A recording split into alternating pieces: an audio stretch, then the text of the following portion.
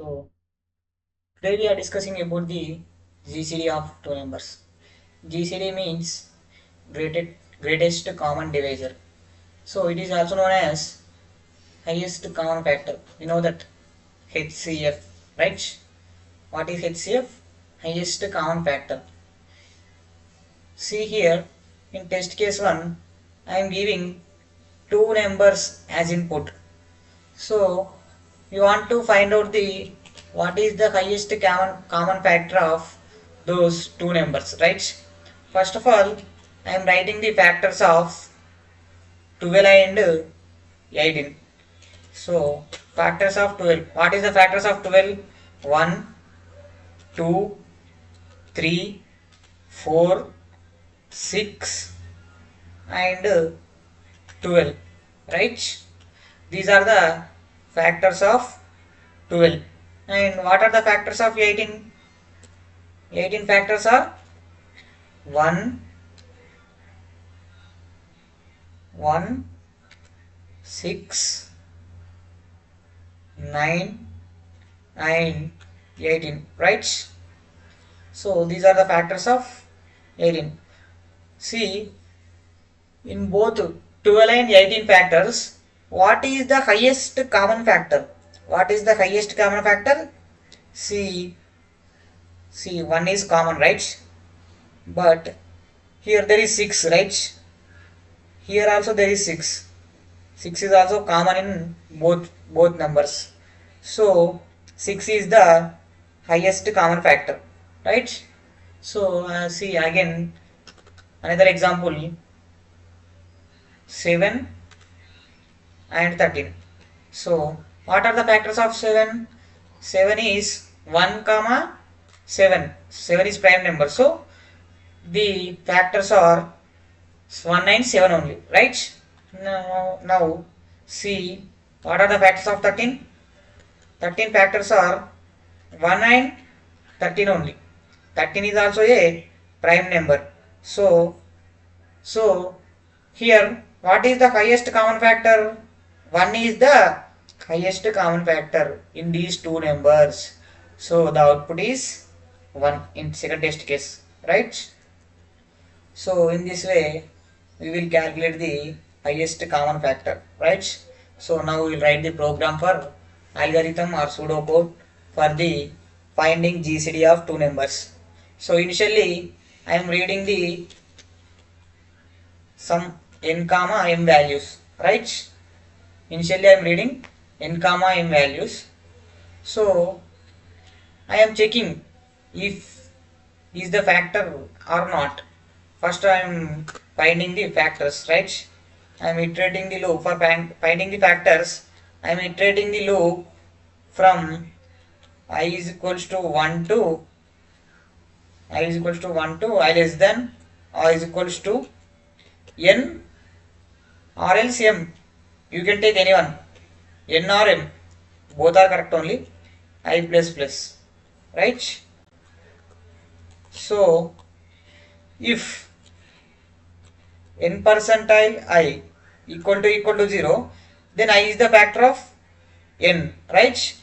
And logical and m percentile I equal to 0, then I is also factor of m.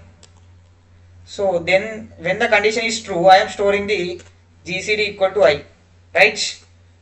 See here, if I value, if I is factor of n and I is factor of m, then only I am storing the I value in the GCD. At last the GCD will have highest factor, right? So now we will trace the loop, right? We will take the n as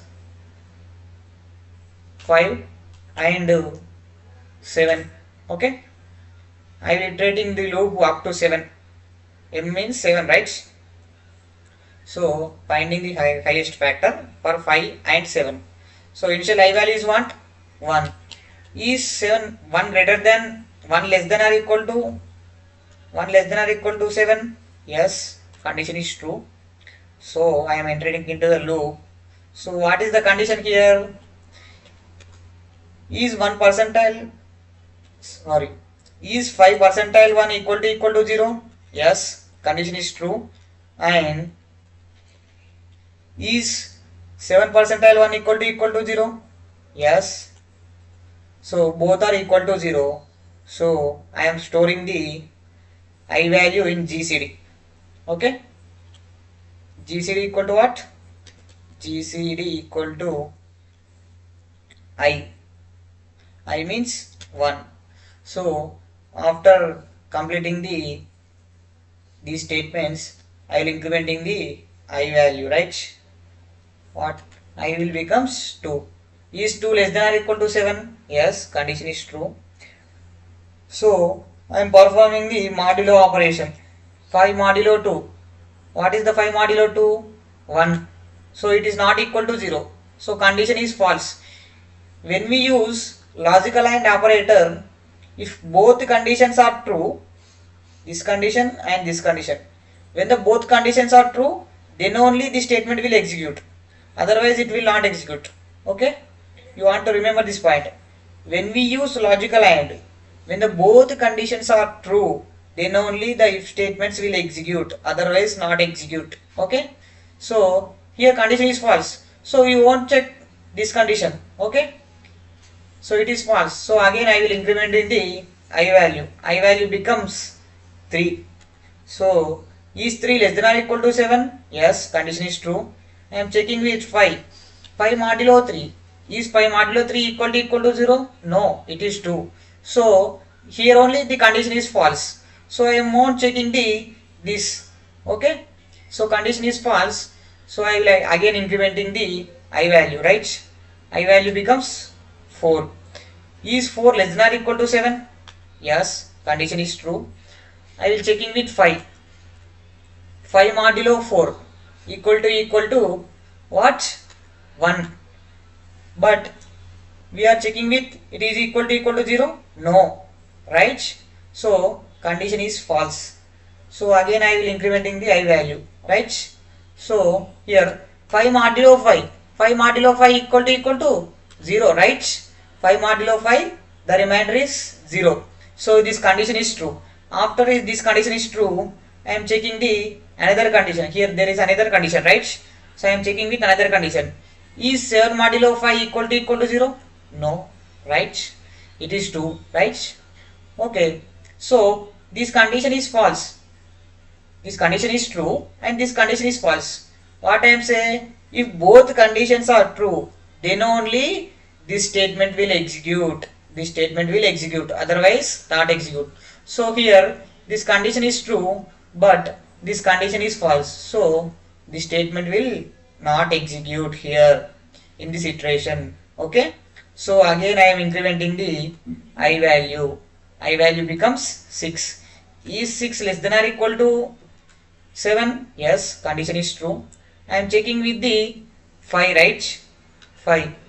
Is 5 modulo 6 equal to 0? No, it is 6, right? Okay. Next, is 7 modulo 6? Here only condition is false. So here only condition is false. Then I won't check the another condition. I will incrementing the I value just. Okay. Is 7 less than or equal to 7? Yes, condition is true. So I will checking the loop. Is 5 modulo 7 equal to 0? No, it is 7, right? Okay. So here only the condition is false. So I won't checking the this condition. So I will incremented by 1. I becomes 8. Is 5 modulo 8 equal? Sorry. Is 8 less than or equal to 7? No. This condition is false. When this condition is false, it will terminate the loop. It will exit from the loop. After exiting the loop, what is the GCD value? I am printing just GCD value. Print GCD. So what is the GCD of 5, 7? GCD is 1, right? So this is the pseudo code for finding GCD of 2 numbers. So I am taking another example and trace the loop. Again I trace the loop. Okay, you will understand better.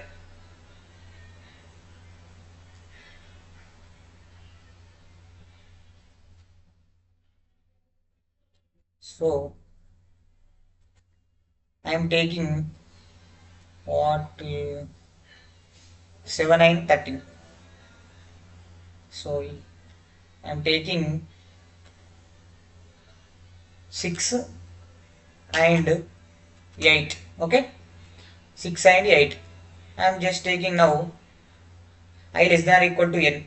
Okay, so initially I value what? 1. Is 1 less than or equal to 6? Right? Yes, condition is true. So when condition is true, I am entering into the loop and checking the condition. Is 6 modulo 1 6 modulo 1 equal to 0? Yes, condition is true. And is 8 modulo 1 equal to 0? Right? Both conditions are true. 6 modulo 1 equal to 0 and 8 modulo 1 are also equal to 0. So I am storing the I value in GCD. GCD equal to what? I, right? Okay, 1. I means 1, right? So after completion of the statement's execution, the I will be incremented, right? I becomes 2. Is 2 less than or equal to 6? Yes, condition is true. So I will enter into the loop. Again I am checking with 6 and 8. 6 and 8. Is 6 modulo 2 equal to 0? Yes, 2 is also factor of 6. Is 8 modulo 2 equal to 0? Yes, 2 is also factor of 8. So both conditions are true. So the GCD value will be changed. GCD value becomes 2, right? After that, again I will incrementing the I value. I becomes 3. So 3 less than or equal to 6. Yes, condition is true. So after incrementing the I value, again I am checking with 6. Is 6 modulo 3 equal to 0? Yes, condition is true. 3 is the factor of 6, right? Okay. I am checking the another condition. Is 8 modulo 3 equal to 0? No. 8 modulo 3 equal to 2, right? So it is not equal to 0. So here this condition is true, but this condition is false. So this statement will not execute. Okay. So, so after that I will incrementing the I value. Is 4 less than or equal to 6? Yes, 4 less than or equal to 6. 6 modulo 4 equal to 0? No, right? 6 modulo 4 equal to 2. So this condition only false. So I won't taking the another condition. So again I will implementing the I value. Is pi less than or equal to 6? Yes, this condition is true. So 6 modulo 5 equal to 0? No, it is equal to 1, right? So this condition only false. Again I am incrementing the I value 6. Is 6 less than or equal to 6? Yes, condition is true. So I will checking with 6. Is 6 modulo equal to 0? Yes, it is equal to 0. 6 is the factor of 6, right? So again I am checking with 8. Is 8 modulo 6 equal to 0? No, right? It is equal to 2. So this statement will not execute. The GCD value will not change. Okay. So I will incrementing again the I value. Is 7 greater than or equal to 6? No, right? So this condition becomes false at I equal to 7. So it terminates from the loop and prints the GCD value. So here what is the GCD value? 2. So the GCD of 6 comma 8 is 2. Okay. So let's code it in the online compiler. I am reading the n comma m values, right? Scanf percentile d comma address of n and address of m, right? For loop is equals to from 1 to n or m, your wish. I am taking n I plus plus, right? If I is factor of n and I is factor of I is factor of m, then I am storing the I value in GCD. Okay, so I am initializing, declaring the GCD here into GCD. Okay, after that I am printing the GCD value, printf percentile d comma GCD value. Okay, so here I am giving input as 2 and 8. 2 and 8. So see here, 2 is the output. We have seen here. So the output of 2, 6 comma 8 is 2. The GCD of 6 comma 8 is 2. So we will check the all test cases 12 and 18. First of all 12 and 18, right? So the output is 6. And we will check the second test case 7 and 13, right? So see here, output is 1. So I am checking the third case 100, 10. So in this case 10 is the GCD of above two numbers. So this is the concept of GCD, and this is the program for finding the GCD of two numbers. Thank you.